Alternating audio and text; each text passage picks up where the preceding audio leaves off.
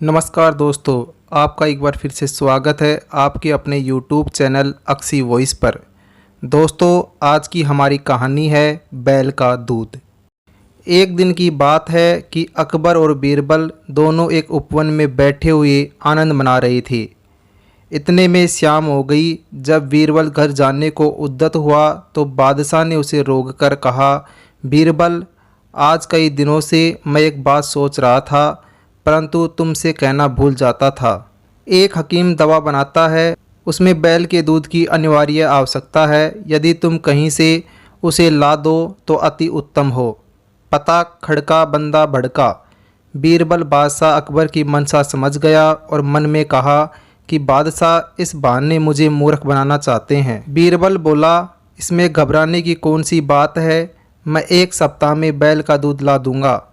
बादशाह ने कहा, 2-4 दिन और अधिक लग जाएं तो कोई चिंता की बात नहीं है, परंतु दूध का आना बहुत लाजमी है। बहुत अच्छा कहता हुआ बीरबल वहाँ से विदा हुआ। वह घर पहुँच एकांत स्थान में बैठकर बैल के दूध वाले प्रश्न पर विचार करने लगा कि चिंताग्रस्त बीरबल के कई घंटे का समय मिनटों के समान बीत गया। जब भोजन करने का समय हुआ तो नियमानुसार उसकी लड़की बुलानी आई। वह अपने पिता का चेहरा उतरा हुआ देखी और विचार मगन देखकर ठिठक गई। जब उसको खड़े कई मिनट व्यतीत हो गए और पिता का ध्यान न टूटा तो उसने पिता से चिंता का कारण पूछा। यद्यपि यह बीरबल की बड़ी लड़की थी और वह इसकी बुद्धिमत्ता की कई बार परीक्षा भी ले चुका था, फिर भी ऐसे गूढ़ विषय में उसे सफलता मिलेगी ऐसी आशा सौपन में भी न थी। इसलिए कुछ समय तक उसकी बातों को अनसुनी कर टालमटोल करता रहा। पुत्री के पुनः पुनः अनुरोध करने पर उसे विवश होकर बादशाह का जटिल प्रश्न सुनाना पड़ा।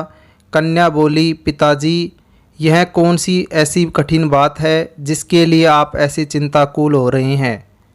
चलिए, भोजन का समय बीता जा रहा है, मैं उसका उत्तर 1 हफ्ते के भीतर ही बादशाह को पहुंचा दूंगी।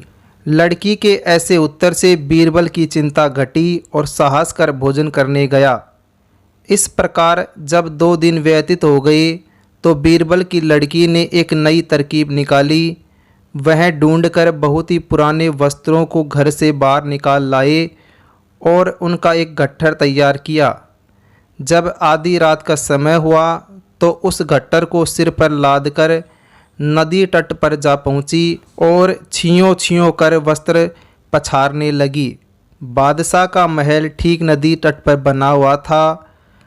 अर्धरात्रि के समय नींद के प्रथम पहर में जब कपड़ा धोने की आवाज़ बादशाह के कान में पड़ी तो उसकी निद्रा भंग हो गई और पहरे वाले संतरी को पुकार कर बोला, देखो, इतनी रात्रि में कौन धोबी कपड़ा छांट रहा है, उसे तुरंत पकड़ के मेरे पास लाओ। पहरे वाला सिपाही हुक्म पाते ही कई अन्य सिपाहियों के साथ वहां पर जा पहुंचा जहां से कपड़े धोने की आवाज़ आ रही थी।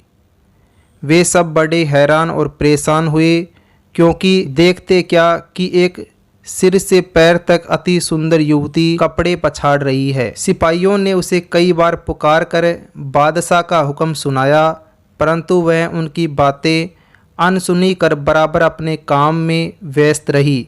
आखिर एक सिपाही उसके बिल्कुल समीप पहुंचकर बोला, अरे तू कौन है जो इतनी धृष्टता कर रही है और पुकारने पर सुनती भी नहीं। चल, तुझे बादशाह ने बुलाया है। लड़की, तू येन के प्रकारेण बादशाह के पास पहुंचना ही चाहती थी, परंतु फिर भी अपना अभिप्राय छिपाकर बोली, आप लोग मुझे क्यों दुख देने पर उतारू हुए हो। लो, मैं अपने घर चली जाती हूँ। सिपाहियों ने कहा, खबरदार, तुम्हारा भला इसी में है कि सीधे हम लोगों के साथ बादशाह के पास चलो। लड़की कपड़ों को जहाँ का तहाँ छोड़कर उनके पीछे होली और जब बादशाह के सन्निकट पहुँची तो बड़े अदब से झुककर सलाम किया और डरी सी होकर एक किनारे खड़ी हो गई। बादशाह के हुक्म की प्रतीक्षा करने लगी। अकबर क्रोध से आग बबूला हो रहा था। उसने अपने लाल लाल आंखें निकाल कर पूछा, ए कमबख्त, तू कौन है और इस रात्रि के मध्य काल में यहाँ कपड़े क्यों धो रही है। लड़की ने देखा कि बादशाह क्रोध से तमतमा गया है, इसलिए कांपती हुई गिड़गिड़ा कर लड़खड़ाती सी जुबान से बोली, श्रीमान श्रीमान। मैं तो बादशाह को उसे घबराई हुई देखकर दया आ गई और उसे सांत्वना देते हुए बोला, तू इतनी घबराती क्यों है? यदि साफ साफ बतला देगी तो तुझे माफ़ी दी जाएगी, अन्यथा बहुत कष्ट उठाएगी। लड़की ने कहा, पृथ्वीनाथ, मुझे इस समय नितांत आवश्यकता पड़ी, जिस कारण विवश होकर कपड़े धोने आई हूँ। बादशाह ने कहा, ए अभागी, ऐसी कौन सी ज़रूरत थी जिसके लिए तू इतनी परेशान है?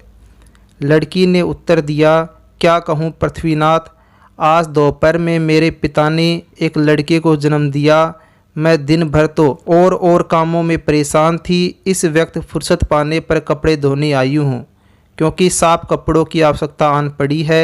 लड़की के ऐसे कौतूहलपूर्ण उत्तर को सुन बादशाह बड़ा आश्चर्यचकित हुआ और उसे फटकारते हुए बोला, रे नादान छोकरी, तू क्या बकती है? क्या तेरा दिमाग खत्म तो नहीं गया है? भला पुरुष को भी कहीं लड़का पैदा होता है। लड़की सुअवसर देखकर विनम्रता पूर्वक बोली, पृथ्वीनाथ, जब पुरुष को लड़का नहीं हो सकता तो बैल का दूध कैसे होगा? बादशाह अकबर को अपनी पहली बात को स्मरण हो आई। चकित होकर लड़की से पूछा, कहीं तुम बीरबल की लड़की तो नहीं? लड़की ने उत्तर दिया, जी हाँ पृथ्वीनाथ, आपका अनुमान बिल्कुल ठीक है। बादशाह उसकी इस चतुरता से बड़ा प्रसन्न हुआ और उसको आभूषण और द्रव्य पुरस्कार में देकर बड़ी इज्जत से पालकी में बिठाकर विदा किया। लड़की ने घर पहुंचकर पिता का चरण स्पर्श कर रात की घटना का सारा वृत्तांत सुनाया। बीरबल अपनी बुद्धिमती कन्या से बहुत प्रसन्न हुआ और उसका पुरस्कार उसे लौटाकर बहुत आशीर्वाद दिया। दोस्तों, आपको आज की हमारी ये कहानी कैसी लगी? ऐसी ही अनोखी और मज़ेदार कहानियाँ सुनने के लिए हमारे YouTube चैनल अक्सी वॉइस को सब्सक्राइब करें।